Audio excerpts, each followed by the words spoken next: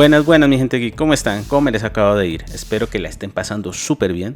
Por mi parte yo me encuentro muy bien aquí compartiendo otro capítulo más con ustedes. Sobre todo de estos episodios que me gustan tanto, más reflexivos, más íntimos. Y esta vez vengo con una pregunta que ha estado rondando en mi cabeza por mucho tiempo y que siento que es una constante en el mundo actualmente. ¿Cuánto crees que valen tus miedos? Good morning, Night City! Yesterday's body count lottery rounded out to a solid and sturdy 30. 10 out of Haywood, thanks to unabated gang wars. One officer down, so I guess you're all screwed, cause the NCPD will not let that go. Got another blackout in Santo Domingo. Netrunners are at it again, poking holes in the power grid. While over in Westbrook, trauma teams scraping cyber-psycho victims off the pavement. Si lo miramos de forma superficial, muchos podrían responder rápido y darme una cifra en dinero, o tal vez una respuesta retórica diciendo que el miedo no representa un valor de peso. Pero si miramos con atención por las ventanas que nos rodean, nos daremos cuenta de que el miedo es uno de los negocios más rentables a nivel mundial. Y no solo por lo que mueve dinero, sino por cómo es usado para convertir nuestras emociones en valores tangibles para alguien más. Creo que muchos de nosotros nos hemos dado cuenta de que el miedo como comercio es una constante, y no hablo de los últimos años, sino de décadas e incluso siglos atrás. Pero para tener una idea más clara de lo que quiero decir, debemos recordar el 2020, ese año en el que para muchos el tiempo se detuvo. El miedo fue el factor más importante para que el mundo se frenara. Pero lamentablemente no fue solo el miedo real al virus, sino el miedo que se nos vendía como desinformación, tanto de los negacionistas como de los oficialistas. Esto claramente no solo fue usado por personas de pocos escrúpulos para dividir a la población de forma dogmática, sino que también fue usado para lucrar. Y no hablo necesariamente de billetes, sino de un valor mucho más grande, nuestra salud mental. Si miramos bien nuestras redes sociales, parece que el mundo solo quiere transmitirnos pánico. Miedo al hantavirus en Tenerife, miedo al costo del petróleo, miedo a que las memorias RAM suban de precio justo cuando quieres armar tu PC, miedo a perder el trabajo por culpa de una IA, miedo al desabastecimiento o incluso miedo a envejecer, como dirían algunos personajes de ficción. Miedo. La ciudad huele a terror. El mundo está tan enfocado en generarnos pánico que incluso nos crean necesidades absurdas basadas en la inseguridad. En Corea del Sur, por ejemplo, se puso de moda el tongue tinting, o el uso de productos para pintarse la lengua de colores, como el rosa o el morado, bajo la idea de que si no tienes un aspecto saludable, entre comillas, o estético incluso está en la lengua, estás mal o eres un descuidado. En el gaming nos bombardean con el FOMO, ese miedo a perdernos un evento o una skin exclusiva que hace que las empresas pongan precios cada vez más altos aprovechando nuestra ansiedad.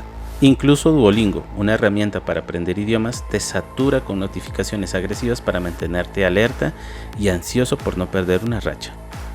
Y en la política nos metieron miedo incluso de pensar de forma neutral. Hoy parece que tienes que pertenecer a la fuerza a una postura polarizada, porque si no te bautizan con el término de tibio. Se les olvida que tanto en la naturaleza como en la sociedad, los extremos son insostenibles y solo generan crisis pasajeras. Lo que realmente garantiza la estabilidad y la supervivencia a largo plazo es el equilibrio. Pero para entenderlo mejor, usemos el terreno que mejor conocemos en este canal, los videojuegos. Para mí son la evolución natural del cine y la literatura de nuestra generación. Mundos enteros donde a través de ojos virtuales experimentamos escenarios en los que el miedo ya ganó.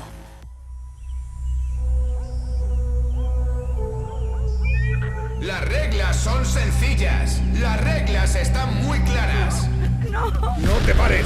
yo no he hecho nada. Algunos pensaréis que las reglas son injustas. Pues os jodéis. Déjame marchar. ¡He dicho que cierres la boca! Porque las reglas no son negociables. No. ¡Cállate ya!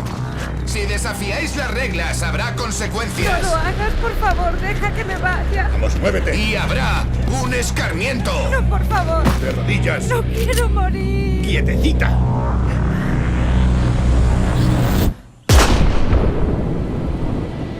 Para entender cómo el pánico puede despedazar un país, solo hay que mirar lo que pasó en Washington DC en The Division 2. Aquí el detonante fue un virus real, el veneno verde. Pero lo que terminó de hundir a la humanidad no fue la enfermedad, sino lo que vino después, el miedo y la absoluta falta de verdad común.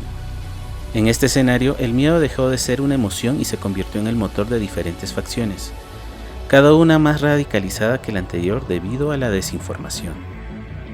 Miren a los marginados. Ellos no nacieron siendo villanos, nacieron del miedo y del maltrato institucional. Eran civiles que el gobierno encerró en cuarentenas inhumanas en la isla de Roosevelt. La desinformación y el abandono los convencieron de que el resto del mundo quería verlos muertos. Su miedo se transformó en un odio fanático. Si el mundo los hizo sufrir, el mundo debe arder. Es el ejemplo perfecto de cómo el resentimiento alimentado por el pánico crea extremistas. Y entre todo ese caos aparecen las hienas, que para mí son una de las facciones más aterradoras del juego, porque ellas representan lo que pasa cuando el miedo deja de sentirse como una tragedia y se convierte en entretenimiento. No son soldados, ni revolucionarios, ni personas con ideología clara. Son saqueadores, adictos y psicópatas que encontraron en el colapso una excusa para vivir sin consecuencias. Mientras la sociedad se derrumba, ellos convierten el sufrimiento ajeno en una fiesta llena de violencia, drogas y sadismo. Y lo más inquietante es que las hienas no buscan construir nada. No quieren salvar al mundo ni imponer un nuevo orden, solo quieren consumir el caos. Porque el miedo también puede destruirnos de otra forma, haciéndonos perder la empatía, haciendo que el dolor ajeno se vuelva espectáculo, y si somos honestos, Internet nos ha demostrado demasiadas veces que esto no está tan lejos de nuestra realidad. Por otro lado, tenemos a los hijos verdaderos. Ellos representan el otro extremo, el orden totalitario nacido del miedo a la anarquía. Son exmilitares que decidieron que la democracia era débil para manejar una crisis. Su lógica es aterradora: o estás con nosotros y nuestras reglas, o eres un estorbo que debe ser eliminado. Es esa mentalidad de bando radical que mencionábamos antes, donde no hay espacio para la duda, solo para la obediencia ciega bajo la promesa de seguridad. Y mientras estos bandos se matan entre ellos, aparecen los colmillos negros. Ellos son los que realmente entienden el negocio. Son una fuerza privada con tecnología superior que no busca salvar a nadie. Busca el control total aprovechando que la sociedad está distraída peleándose entre sí.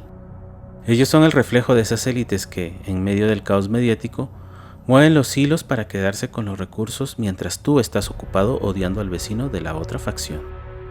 Y aquí es donde entramos nosotros, los agentes de la división. Se supone que somos la última línea de defensa, los que mantienen la esperanza. Pero incluso dentro de la división, el juego nos muestra a los agentes renegados, personas que, ante tanto ruido y tanta mentira, perdieron la brújula y decidieron que el sistema no valía la pena. The Division 2 nos pone en la cara una realidad incómoda. Cuando el miedo se convierte en la única fuente de información, la civilización no muere por un virus, muere porque dejamos de creer que existe un nosotros, para convertirnos en un montón de facciones asustadas peleando por las obras. Durante los últimos 200 años se ha ido creando una especie de conciencia en la Casa Blanca, tal y como la vida surgió hace 4 billones de años.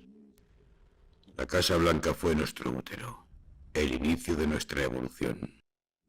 Nosotros no tenemos forma, representamos la disciplina y la moralidad que los americanos siempre invocan. ¿Cómo van a eliminarnos? Existiremos siempre que nuestra nación exista. ¡Corta el rollo! Si sois inmortales, ¿por qué eliminar la libertad de los individuos y censurar la información? Jack, no seas tonto. ¿No sabes que nuestro plan considera tus intereses, no los nuestros? ¿Qué? Jack, presta atención, como un buen chico. Si en The Division 2 vemos las consecuencias del miedo en las calles, en Metal Gear Solid 2 vemos quiénes son los arquitectos que diseñan ese pánico. Este juego es aterrador porque hace más de 20 años Hideo Kojima nos advirtió exactamente lo que estamos viviendo hoy en las redes sociales: los algoritmos y el bombardeo constante de información.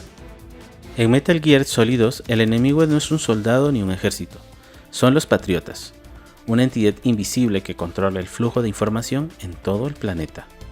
Muchos creen que el control se basa en censurar la verdad, en prohibir que ciertas cosas se digan, pero los patriotas entendieron algo mucho más peligroso. No necesitas borrar la verdad cuando puedes enterrarla bajo toneladas de ruido. No quieren silenciar la información, quieren inundarnos con tanta basura digital, tantas verdades a medias, tantas noticias alarmistas, tendencias vacías y discusiones artificiales, que al final nuestro cerebro deja de distinguir qué es real y qué no. Y si lo pensamos bien, eso ya está pasando. Vivimos desplazándonos entre titulares diseñados para provocarnos ansiedad. Noticias que nos dicen qué debemos odiar esta semana. Algoritmos que entienden que el miedo genera más interacción que la calma. Porque una persona asustada se mantiene mirando la pantalla. Sigue consumiendo, sigue reaccionando. En el clímax del juego, la inteligencia artificial de los patriotas le dice algo a Raiden que todavía hoy me deja frío. Ejercitas tu derecho a la libertad y este es el resultado. Toda retórica para evitar conflictos y protegernos de los demás. La verdad a medias difundida por diferentes intereses continúa desarrollándose y acumulándose en la arena política y social. Todo el mundo se aparta a su pequeña comunidad conocida y teme a la colectividad. Y dentro de sus pequeños estanques siguen enseñando la verdad que les conviene en el sumidero de la sociedad en general. La verdad esencial, ni molesta ni entorpece. Nadie se equivoca con ella, mas nadie tiene razón. Ni la selección natural puede hacer algo. El mundo está siendo engullido por la verdad. Y así llega el fin del mundo. Sin explosión, pero con gimoteos. Queremos evitar ese final. Es nuestra responsabilidad.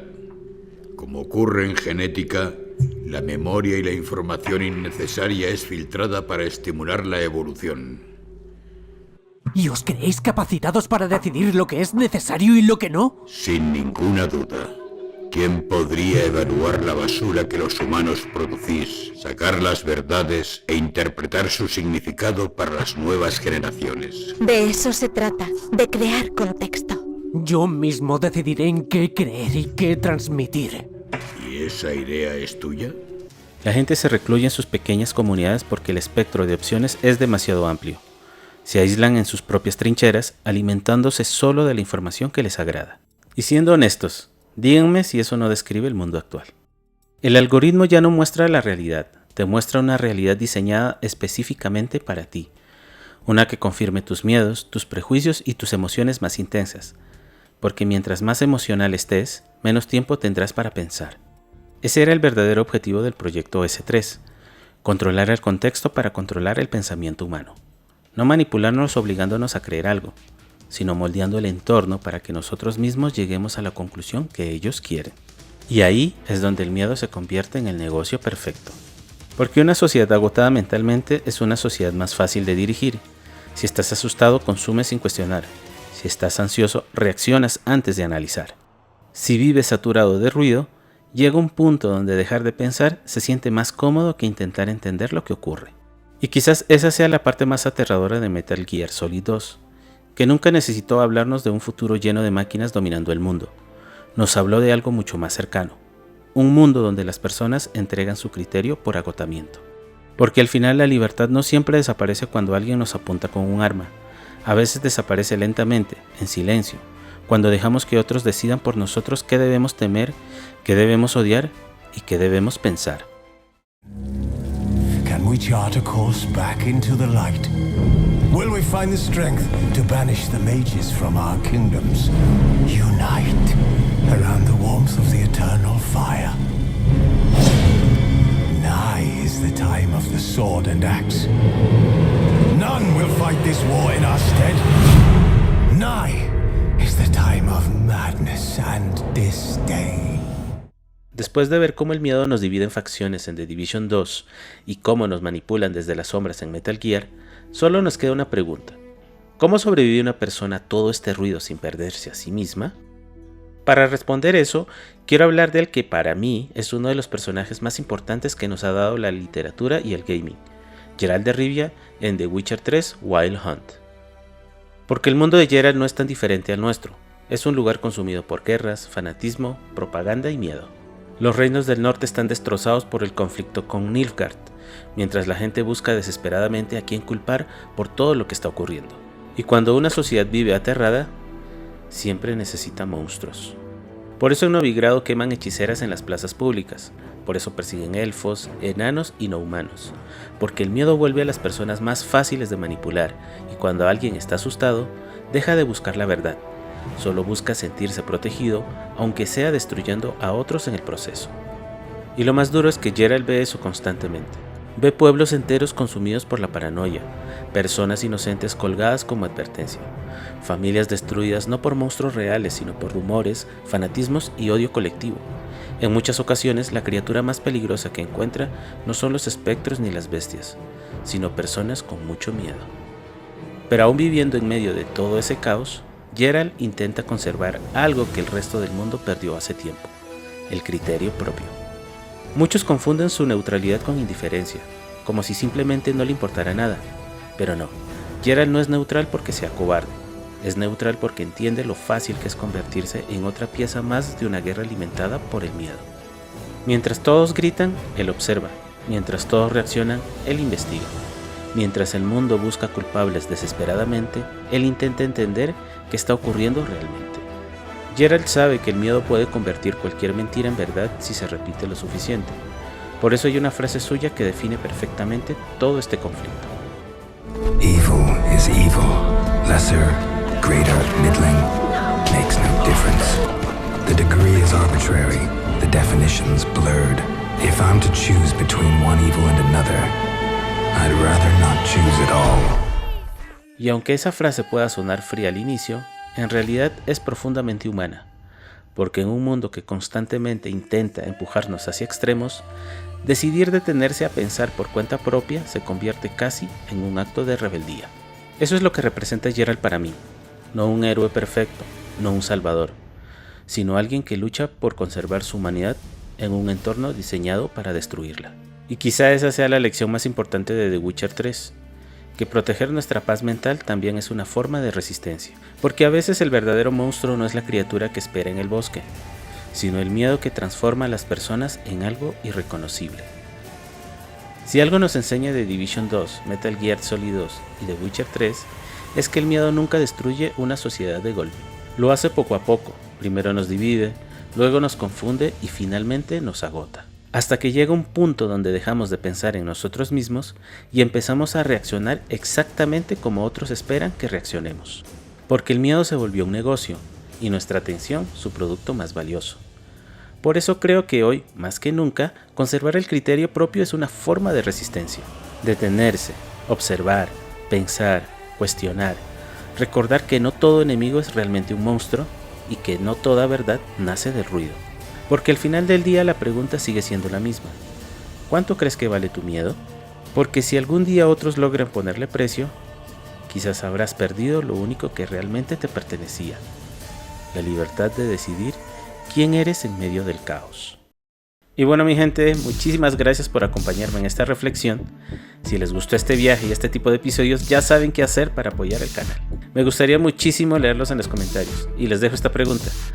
¿Sienten que el entorno digital nos está empujando a reaccionar desde el pánico? Chao, chao.